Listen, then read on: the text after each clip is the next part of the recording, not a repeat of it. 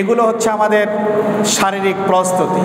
যাওয়ার আগে আমরা নিজের প্রয়োজনীয় ঔষধ নিব, এবং সাধারণ যেগুলো হয়, জ্বর ওখানে আসতেই পারে, ঠান্ডা ওখানে লাগতেই পারে, এই জাতীয় পেটে কামড় দেওয়া, আমাশা হওয়া, এটাও ওখানে গেলে সাধারণত হয়েই থাকে। তো এই ঔষধগুলো নিজের ব্যবহারের জন্য নেওয়া এবং নিয়ত করা যে আমি আরও 10 জন হাজিকে সহযোগিতা করব, এই কারণে একটু বেশি বেশি এগুলো নিয়ে যাওয়া। আর্থিক প্রস্তুতি তো আপনারা সম্পন্ন করে ফেলেছেন, এবং 2-3 হাজার 4 হাজার রিয়াল যার যতটুকু প্রয়োজন আপনারা এগুলো ওখানে নিয়ে রাখবেন। এখন মানসিক প্রস্তুতি, এটা হচ্ছে কি?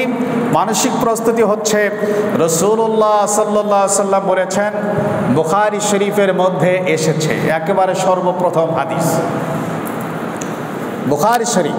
আলহামদুলিল্লাহ, আমি বুখারী শরীফ পড়াই, একবার প্রথম হাদিসটি হচ্ছে ইন্নামাল আমালু বিন্নিয়াত, তোমার আমলের ফলাফল নির্ভর করবে নিয়তের উপরে, তুমি কোন নিয়তে হজ করছো।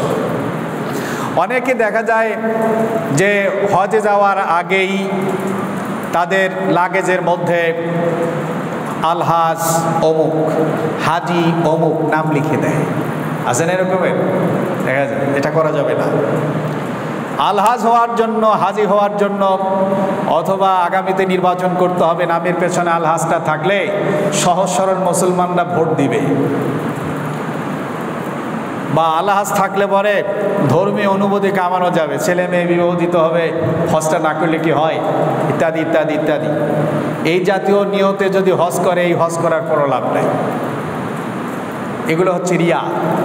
রাসূলুল্লাহ যখন হজের নিয়ত করলেন, তখন যে দোয়াটি পড়েছিলেন, আল্লাহুম্মা হাজ্জান লা রিয়া ওয়ালা সুমআ, আল্লাহ আমি হজের নিয়ত করছি, আমার এই হজের মধ্যে আমি মানুষ দেখানোর নিয়ত করছি না, মানুষের মনোযোগ আকর্ষণের নিয়ত করছি না, আমার প্রচার বিজ্ঞাপন এবং সুনাম সুখ্যাতি যশের জন্য আমি নিয়ত করছি না, আমি আপনাকে খুশি করার জন্য নিয়ত করছি। ইন্না সালাতি ওয়া নুসুকি ওয়া মাহইয়ায়া ওয়া মামাতি, আমার নামাজ, আমার রোজা, আমার কুরবানি, আমার জীবন, আমার মরণ কেবল আল্লাহর জন্য। কার জন্য? আল্লাহর জন্য। হজ করবো কার জন্য?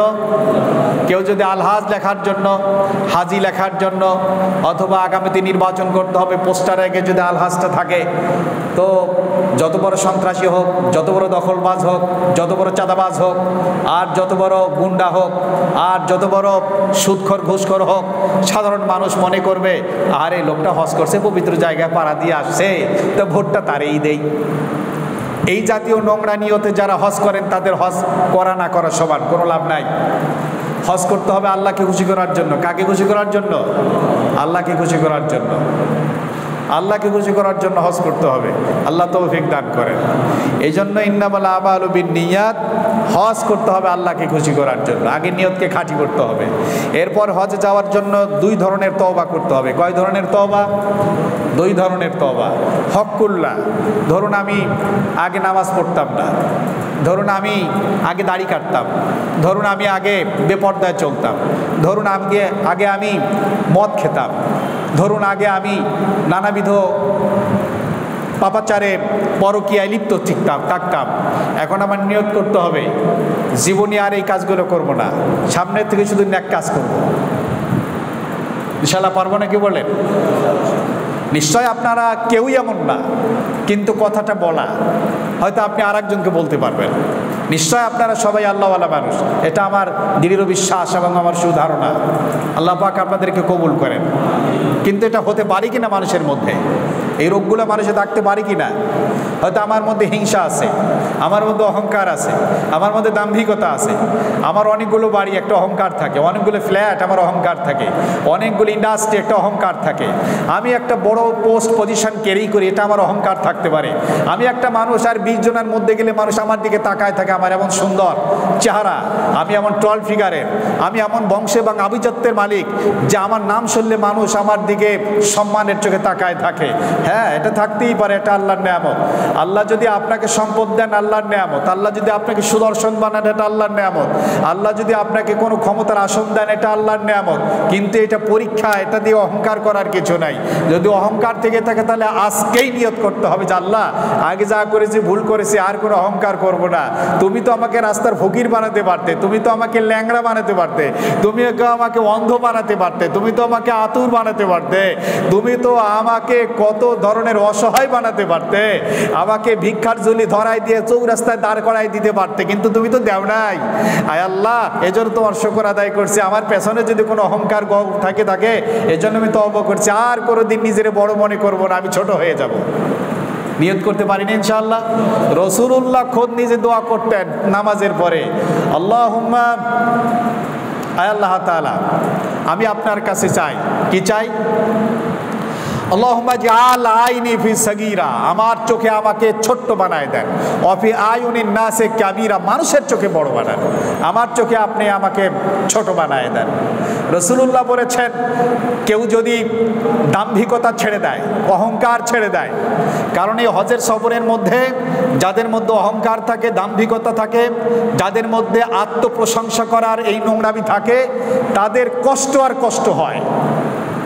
আর যারা নিজেকে মিটায় দেয়, मिटा दो अपनी हस्ती को अगर कुछ मर्तबा चाहो कि दाना खा के मैं मिलकर गुले गुलजार बनते हैं, নিজেকে মিটিয়ে দাও, তোমার শিক্ষার অহংকার মিটায় দাও, তোমার ক্ষমতার অহংকার মিটায় দাও, তোমার অর্থের অহংকার মিটায় দাও, তোমার পদ পদবীর অহংকার মিটায় দাও, তোমার ডিগ্রির অহংকার মিটায় দাও, তোমার রূপ লাবণ্যের অহংকার মিটায় দাও, বংশাভিজাত্যের অহংকার মিটায় দাও। আল্লাহ তাআলা তখন তোমাকে সমগ্র মানুষের উপরে ইজ্জতওয়ালা বানায় দিবেন। আর তুমি যদি নিজে উপরে উঠতে চাও, আল্লাহ ডাবায় দেবেন ইনশাআল্লাহ। এগুলো মারাত্মক রোগ, ক্যান্সারের চাইতে মারাত্মক রোগ হচ্ছে এই রোগগুলো। মানুষকে দেখানোর কোনো নিয়ত থাকতে পারবে না। হাদি সাহেব তার কর্মচারীকে ডাক দিয়েছে, হ্যাঁ আমার 3 নম্বর হজের একটা জায়নামা নিয়ে আসতো। তার অর্থ কি বুঝাইলেন? আমি এর আগে আরো 2 বার করছি, মোট 3 বারের হাজি আমি। কথা ঠিক কি না? হ্যাঁ আমার 4th বারের জায়নামাজটা নিয়ে আয়, যেটা আনছিলাম। উনি বুঝালেন আমি 4 বার হজ করেছি।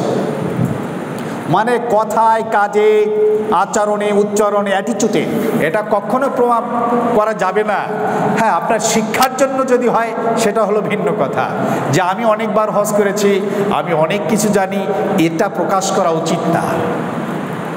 পৃথিবীতে যারা বড় হয়েছেন, দুনিয়ার দৃষ্টিতে, দুনিয়ার দৃষ্টিভঙ্গি হলো শুধু নিজের কথা বলতে থাকো। আর আখিরাতমুখী মানুষ যারা আত্মশুদ্ধির পথে অগ্রসর হন এবং যারা মহাসত্যের অনুসন্ধিচ্ছ, তারা হচ্ছে নিজেকে মিটায় দাও, নিজেকে মিটায় দাও, নিজেকে মিটায় দাও। নিজেকে জাহির করতে যেও না। প্রয়োজনে কখনো কখনো পরিচয় দিতে হয়, সেটা ক্ষেত্র বিশেষ, কিন্তু স্বাভাবিক হলো নিজেকে খুব ওভার এস্টিমেট করা যাবে না, নিজেকে খুব ছোট মনে করতে হবে। আল্লাহ তৌফিক দান করেন। হজ সফরের জন্য এটা মারাত্মক, এবং এটা হচ্ছে ক্যান্সারের চাইতে মারাত্মক, ক্যান্সারের চাইতে মারাত্মক। একটা মানুষ যদি ক্যান্সারে আক্রান্ত হয় সে তো মরে যাবে, অনেক ডক্টর এখানে আছেন, কিন্তু সে যদি ঈমান নিয়ে মরে যেতে পারে তাহলে সে জান্নাতে চলে গেল। কিন্তু কেউ যদি অহংকার নিয়ে, দাম্ভিকতা নিয়ে, হিংসা বিদ্বেষ নিয়ে, পরশ্রী কাতরতা নিয়ে, অন্যকে ছোট করার এই নোংরামি নিয়ে কেউ যদি মরে যায়, সে তো জান্নাতে ঢুকতে পারবে না। এগুলো হচ্ছে রোগ। করোনা থাকলে কিন্তু এয়ারপোর্ট ক্রস করা যায় না, ইমিগ্রেশন পার করতে দেয় না। ঠিক আল্লাহর জান্নাতের একটা ইমিগ্রেশন আছে, ওই ইমিগ্রেশন পার করার জন্য কয়েকটা রোগ থাকতে পারবে না, করোনার চাইতে ভয়ঙ্কর রোগ। সেটা হচ্ছে অহংকার, দাম্ভিকতা। এগুলো যারা থাকবে তারা জান্নাতে ঢোকার যে ইমিগ্রেশন ওটা পার করতে পারবে না, আটকায় দেবে ইমিগ্রেশনের অফিসার ফেরেশতারা, জানা তুমি ঢুকতে পারবে না। এই রোগ নিয়ে তো জান্নাতে যায় না। জান্নাতে যারা যায় তারা হল বিনয়ী মানুষ। জান্নাতে যারা যায় তাদের অন্তরের মধ্যে কাম, ক্রোধ, লোভ, মদ, মোহ, মৎসর্য, হিংসা, বিদ্বেষ, জিঘাংসা, পরশ্রী কাতরতা, আত্মশ্লেঘা, আত্মপ্রশংসা, আত্মপ্রচার, আত্মবিজ্ঞাপন ইত্যাদি ইত্যাদি ইত্যাদি, এগুলো যাদের মধ্যে থাকে তারা ঢুকতে পারে না। এগুলো যাদের মধ্যে থাকে না তারাই কেবলমাত্র জান্নাতে জায়গা পায়। আল্লাহ তাআলা আমাদেরকে খাঁটি ওলি হওয়ার তৌফিক দান করুন। মহতারাম হাজিরিন, তাহলে আমরা কি করলাম? আমাদের এগুলোর থেকে নিজেদেরকে বাঁচাতে হবে, আল্লাহর কাছে তওবা করতে হবে। আর একটা হচ্ছে মানুষের হক। আমি যদি কারো জমি দখল করে থাকি, আমি যদি কারো ফ্ল্যাট দখল করে থাকি, আমি যদি আমার ফুফুর জমিগুলো না দিয়ে থাকি, আমি যদি আমার বোনের হকগুলো না দিয়ে থাকি, আমি যদি কারো টাকা পয়সা এনে না দিয়ে থাকি, আমি যদি বাকি খেয়ে সেটাকে ফিরিয়ে না দিয়ে থাকি, আমার হয়তো রাজনৈতিক ভালো পরিচয় আছে, পুলিশের সাথে আমার খাতির আছে, আমার ডানে বামে কিছু লাঠিয়াল বাহিনী থাকে, এজন্য ক্ষণে ক্ষণে মানুষের এইটা সেটা দখল করে নিলাম, আমার কাছে তো টাকা চাওয়ার ক্ষমতা ওর নাই, কারণ তো তাহলে তো ওর মাটির সঙ্গে পিষে দিব, এই ভয় তো হয়তো জীবনের মায়া কিছু বলে না। কিন্তু এই অপকর্মগুলো যদি আমি করে থাকি, আমার দায়িত্ব হচ্ছে এখন তাকে টাকাগুলো ফিরিয়ে দিতে হবে। এরপর আল্লাহর কাছে বলতে হবে আল্লাহ, আর ওর কাছে মাপও চাইতে হবে, টাকাও ফিরাই দিতে হবে। এরপর বলতে হবে আল্লাহ যা করছে আপনি আমাকে মাফ করেন, আর যাকে কথা দিয়ে কষ্ট দিয়েছি, লাঠি পেটা করেছি, এরপরে যার গায়ে আঘাত করেছি, তার কাছেও ক্ষমা চাইতে হবে। এটা হলো আর এক প্রকারের তওবা। আল্লাহ তাআলা আমাদেরকে খুব তৌফিক দান করেন। ব্যবসার কথা বলে টাকা নিয়ে না দেওয়া, এটা ফিরিয়ে দিতে হবে আগে, এরপরে হজের সফরে রওনা দিতে হবে। আর হারাম পয়সা দিয়ে কোনোদিন হজ হয় না। একজন মানুষের যদি 5,000 কোটি টাকা হয়, কিন্তু হারাম পয়সা, কি পয়সা? হয়তো বাংলাদেশ থেকে পাচার করছে, সুইস ব্যাংকে লাগাই দিয়েছে, বেগম পাড়া বানিয়েছে, 5,000 কোটি টাকা। এটা তো বাংলাদেশে এত বড় ধনী দেশ, 5,000 10,000 কোটি টাকা তো সামান্যই টাকা বাংলাদেশের জন্য, কারণ পৃথিবীর শ্রেষ্ঠ ধনী দেশ বাংলাদেশ। এখান থেকে 5,000 কোটি 10,000 কোটি 20,000 কোটি টাকা গেলে কিছুই আসে যায় না, কি বলেন? তো যারা এগুলো নিচ্ছে, পাচার করছে, আমাদের মতো ধনী দেশ থেকে যারা পাচার করে নিয়ে যাচ্ছে, অন্য দেশের মানুষদেরকে একটু সহযোগিতা করার জন্য, ব্যাংকে দেওয়া মানে অন্য দেশের মানুষকে সহযোগিতা করে না? কত বড় দরদি মানুষ, মহানুভব মানুষ।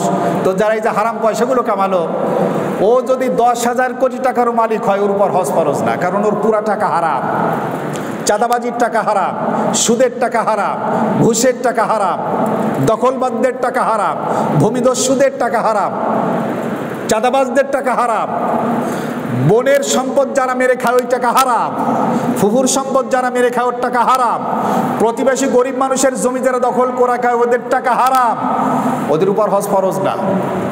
এই জন্য হাদিসে, এই জন্য রাসূলুল্লাহ সাল্লাল্লাহু আলাইহি ওয়াসাল্লাম কিছু ভবিষ্যৎবাণী করেছেন।